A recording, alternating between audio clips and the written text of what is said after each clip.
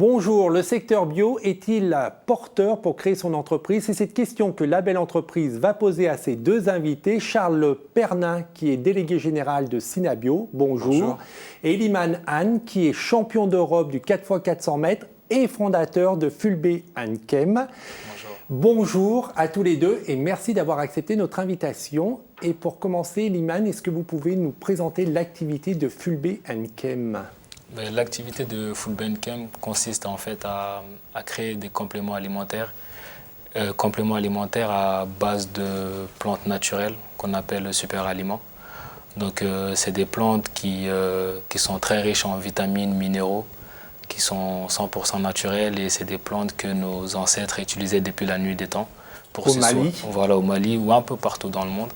Et donc pour se soigner ou pour tout simplement s'alimenter. Donc nous, notre objectif, c'est de rendre ces plantes tendances, les rendre populaires. On ne les a pas citées encore. Quelles sont ces plantes? Pour l'instant, on travaille sur la spiruline, et le moringa oleifera. Ce sont des plantes naturelles et également labellisées bio, mais on reviendra sur ce terme et sur la façon dont on obtient le label. Alors Charles, est-ce qu'on peut dresser un petit tableau et savoir ce que représente le bio en France? Alors aujourd'hui, le bio ou la bio, peu importe, c'est un marché qui est en croissance très significative. Donc en part de marché, ça reste quelque chose d'assez faible, mais ça se développe très vite. Par exemple, si vous prenez le cas de l'alimentaire, aujourd'hui, ça représente environ 5 milliards d'euros, c'est-à-dire que ça représente 2,5% du marché global de l'alimentaire. Donc c'est relativement faible encore, mais la croissance est spectaculaire. C'est-à-dire que le marché a doublé entre 2007 et 2012, donc en 5 ans.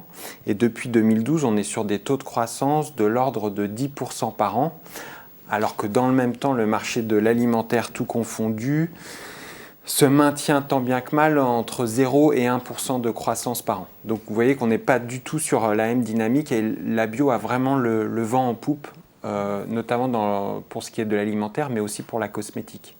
Avec la prise de conscience de l'environnement, avec les scandales qui émergent liés aux pesticides, on ne voit pas bien comment il pourrait en être autrement aujourd'hui.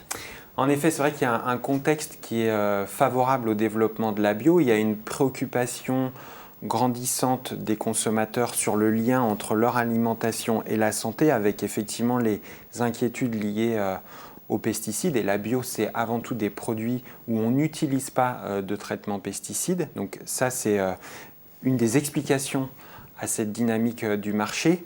Il y a aussi la préoccupation environnementale. On en parle de plus en plus, tout ce qui est lié au développement durable. Maintenant, l'enjeu, évidemment, pour sécuriser ce développement, c'est que les professionnels de la bio soient au rendez-vous de ces attentes et apportent toutes les garanties en termes de qualité, de traçabilité à leurs produits. Et pour les côtoyer au quotidien, je peux vous dire qu'ils sont vraiment engagés dans cette dynamique-là. Pour terminer sur ce tableau, combien d'entreprises se sont créées sur la bio, si on reste sur le secteur de l'alimentaire? Alors, c'est difficile de donner des chiffres très précis, mais j'ai fait une petite estimation avant de venir. On est autour d'environ 200 entreprises créées par an, ce qui, à l'échelle du secteur actuel, est quand même important. Iliman, pourquoi vous avez souhaité que ces plantes qui étaient naturelles, pléonasmes, mais quand même naturelles, donc pas forcément cultivées avec des pesticides, pourquoi en plus vous avez cherché à obtenir le label bio?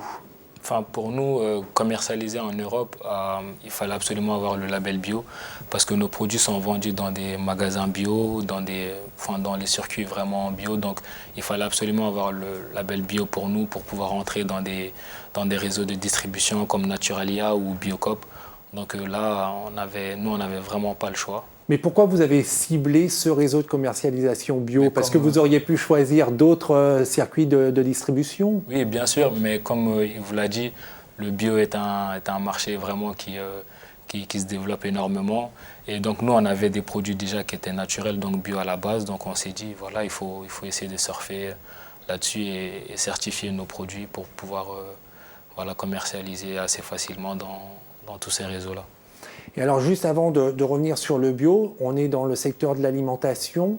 Est-ce que c'est difficile de lancer un produit alimentaire en France? Est-ce qu'il y a des autorisations à obtenir et est-ce que ça a été compliqué? Très très difficile. La France reste le pays où c'est le plus dur en fait de lancer des compléments alimentaires. Ça a été très lent pour nous, très lourd, mais on a tenu bon. Et donc ça n'a pas été facile.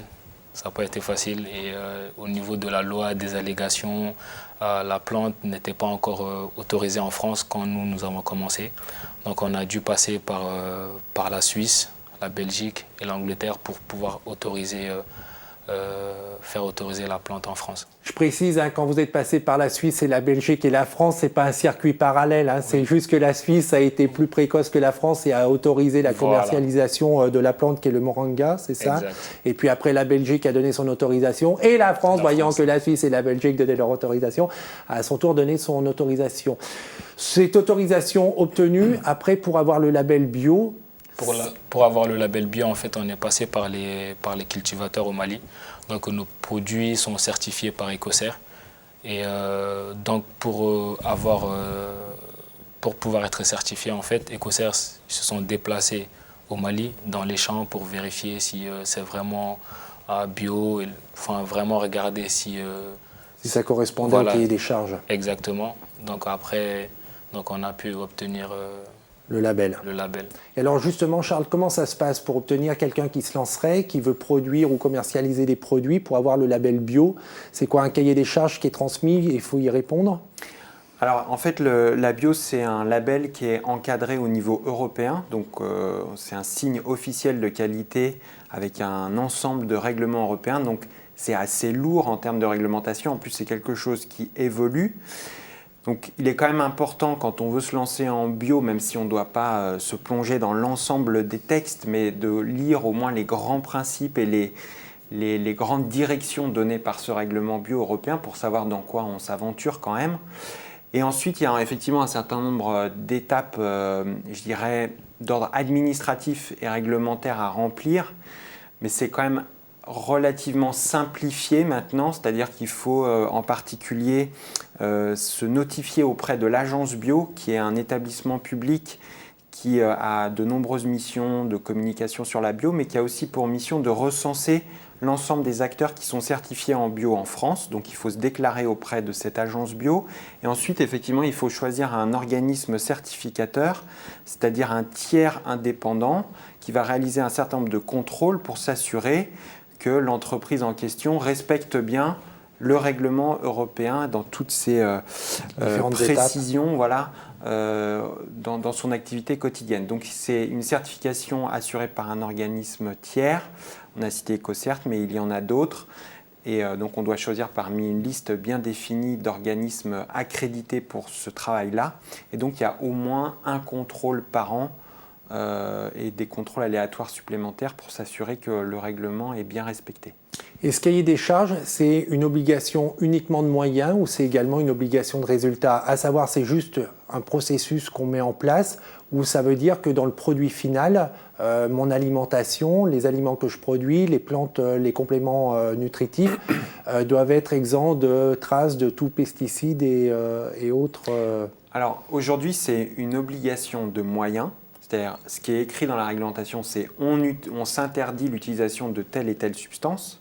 Donc on est sur une obligation de moyens, mais qui est assortie d'exigences en matière de contrôle, c'est-à-dire que chacun doit mettre en place un plan d'analyse, doit mettre des autocontrôles en place pour s'assurer qu'il n'y a pas de pesticides. Et l'organisme tiers que j'évoquais tout à l'heure peut diligenter un certain nombre de contrôles pour s'assurer de la conformité des pratiques et in fine la conformité du produit. Donc obligation de moyens, mais assortie d'une obligation de mettre en place des contrôles pour s'assurer que les règles sont bien appliquées et que la qualité du produit est au rendez-vous. Eliman, vous en êtes où aujourd'hui de votre activité? Donc vous l'avez dit, vous avez vos circuits de distribution aujourd'hui en France qui se mettent en place, qui se développent. La production se fait toujours au Mali? Les plantes sont cultivées au Mali, ensuite ramenées en France pour être analysées, contrôlées et transformées.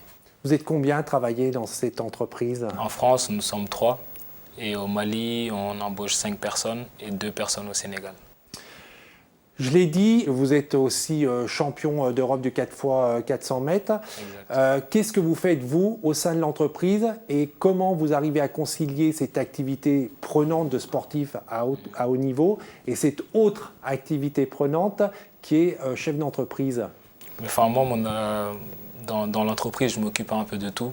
Donc, j'essaie de vraiment bien accorder tout ce qu'il faut faire dans l'entreprise pour l'instant. Et après, j'ai de la chance d'avoir une bonne équipe qui me permet de m'entraîner. Et en même temps, quand j'ai des entraînements, je peux aller aux entraînements pendant qu'ils s'occupent de l'entreprise. Donc, ça m'aide pas mal. Ça n'a pas impacté vos résultats sportifs que d'être chef d'entreprise? Au contraire. Au début, quand j'ai lancé l'entreprise, c'est vrai qu'il y a beaucoup de gens qui m'ont dit bon, ça allait être vraiment difficile de s'entraîner et en même temps de gérer l'entreprise. Mais j'ai eu de la chance de tomber sur des bonnes personnes, des personnes qui m'ont aidé énormément à mettre ce projet-là en place. Et aussi, je pense que j'ai de la chance aussi d'entreprendre dans l'ère du numérique, où on travaille beaucoup sur Internet, sur l'ordinateur, donc ça ne demande pas énormément d'efforts physiques. Donc je suis au bureau devant l'ordinateur, je travaille, et l'après-midi je vais à l'entraînement. Donc je pense que si on m'avait demandé de créer cette entreprise il y a 10 ans, je pense que je n'aurais pas pu. Et quand vous dites qu'il y a des personnes qui m'ont aidé, c'est vos associés, vous avez bénéficié parce qu'il y a pas mal de réseaux d'accompagnement qui existent en France pour créer son entreprise. Donc c'est vos associés ou vous avez aussi bénéficié d'un réseau d'accompagnement? Malheureusement, moi, j'ai pas eu d'aide par les réseaux d'accompagnement. Enfin, je savais tout simplement pas que ça existait. Voilà, que ça existait, donc j'ai fait tout seul.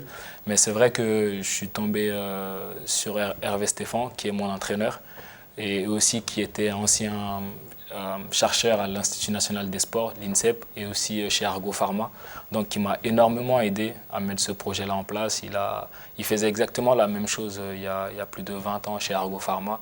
Donc quand je lui ai parlé de ce projet-là, il m'a mis en contact avec toutes les personnes qui pouvaient m'aider, et lui aussi il m'a aidé énormément pour mettre les produits en place. Donc, l'accompagnement, c'est quelque chose de très important. Alors justement, Synabio va s'y mettre. Juste avant de dire ce que Synabio va faire pour aider les entrepreneurs dans le secteur du bio, est-ce qu'on peut rappeler en 2 mots ce que c'est que Synabio? Oui, alors le Synabio, en fait, c'est l'organisation professionnelle qui fédère les entreprises de la bio, donc à la fois des transformateurs comme Eliman, et puis des distributeurs spécialisés, donc des réseaux de magasins qui vendent spécifiquement des produits bio et qu'on voit tous dans les rues maintenant et qui se développent assez rapidement. Et donc on est une organisation professionnelle qui est là pour accompagner ses adhérents, les accompagner sur des questions de réglementation, de qualité des produits, de structuration des filières, de suivi du marché. On travaille aussi sur la question du financement, parce que quand on est en phase de création ou de développement de son activité, il y a des paliers où on va avoir besoin de faire appel à des investisseurs ou à son banquier. Et là, il faut être outillé pour faire les bons choix. Et donc, on propose pour ces jeunes pousses un système de parrainage qui permet justement d'avoir un référent qui a un peu de recul sur le parcours d'une entreprise de la bio et qui peut donner des conseils aussi avisés que possible à des moments importants. La belle entreprise est ravie de vous avoir fait vous rencontrer. Juste pour terminer, un peu de culture malienne. Fulbé et Kem, ça veut dire quoi? Fulbé et Kem, ça veut dire les Peuls, une ethnie au Mali. Et donc j'ai voulu donner ce nom à l'entreprise pour se souvenir. Voilà, pour me souvenir. Donc ça veut dire les Peuls, l'origine des Peuls en fait. D'accord. Merci beaucoup à tous les deux. Pour ceux qui voudraient en savoir plus, évidemment, les sites internet. Et pour ceux qui veulent entreprendre dans le bio, il y a aussi www.entreprendrebio.com. Pour retrouver cette émission, c'est demain.fr. On se retrouve la semaine prochaine. En attendant que le souffle bio et que l'esprit de demain vous accompagne. Au revoir.